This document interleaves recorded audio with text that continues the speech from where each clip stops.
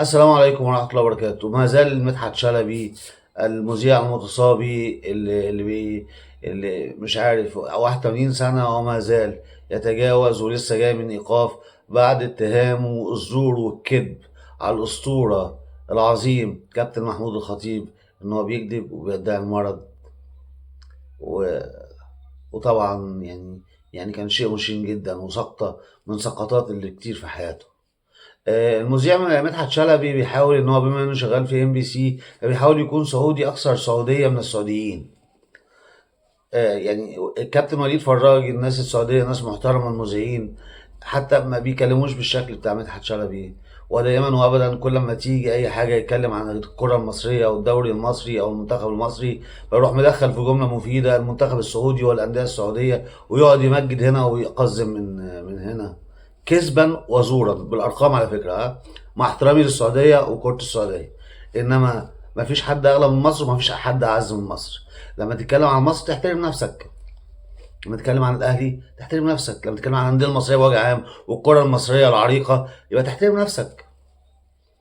يعني مع احترامي، يعني ما ينفعش ان انت بدون مناسبه وبمناسبه تروح متكلم جايب سيره الكره المصريه وطنط عواطف والتلقيح بتاع الستات والكره السعوديه والعظامه والفخامه والعراقه و بتاع.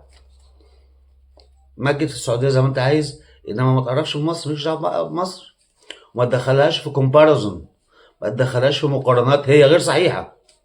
لان بالارقام الاهلي كسب الاتحاد والهلال اللي هم كبار السعوديه في اخر كام سنه، صح؟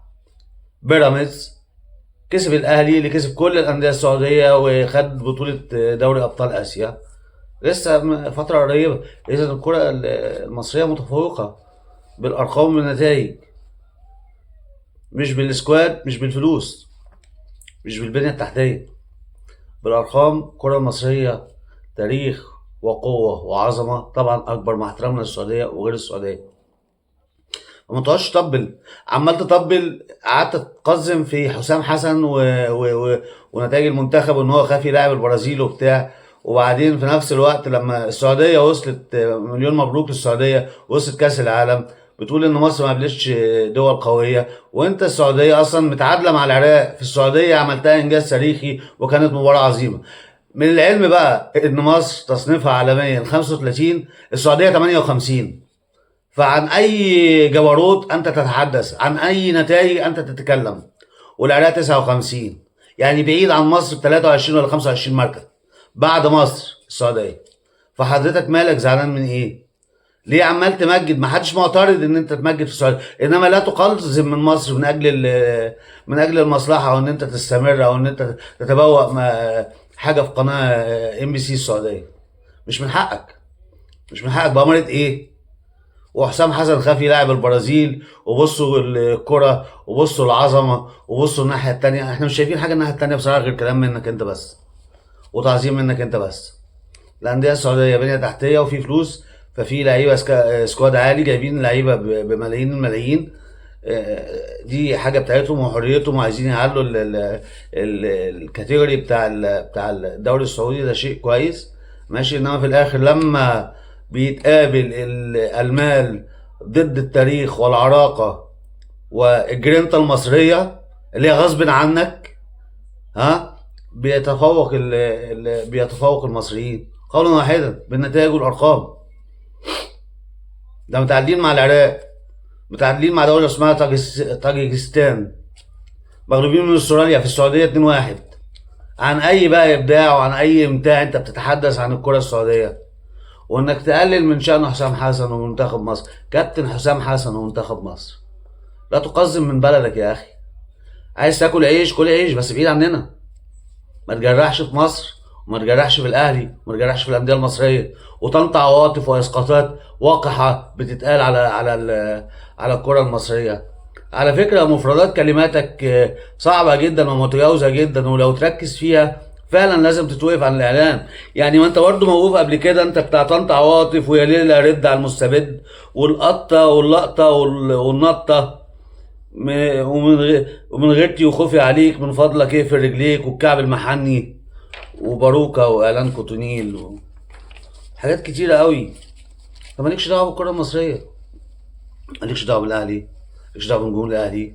ولما تتكلم عن الاهلي ولا تتكلم عن منتخب مصر، ما تدخلناش السعوديه بسبب ومن غير سبب في جمله مفيده.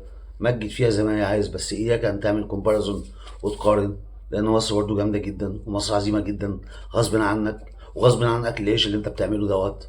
تحليلك لاكل العيش ما يديكش ان انت تسيب بلدك وتدعي انك سعودي اكثر من السعوديين. يعني كابتن سيد عبد الحفيظ بعد ما طلعت راجل كذاب وغلطت في واحد قيمة عبر التاريخ، لو اتحط 3 أسامي محمود الخطيب هو رقم 1 في تاريخ مصر، في تاريخ الرياضة المصرية بوجه عام، على في آخر 50 سنة. لو حتى جبت على LGBT مين أعظم شخصية في آخر 50 سنة هيتكتب لك أول رقم 1 الخطيب، قبل محمد صلاح وقبل حسن شحاتة، مع احترامنا لكل الأسماء. فتتكلم بأدب، ما تطلعش الراجل بعد العمر دوت بيثير العطف وكاذب وما خدش تأشيرة وكلام فارغ، وفي الآخر يطلع كلامك كده وتتوقف.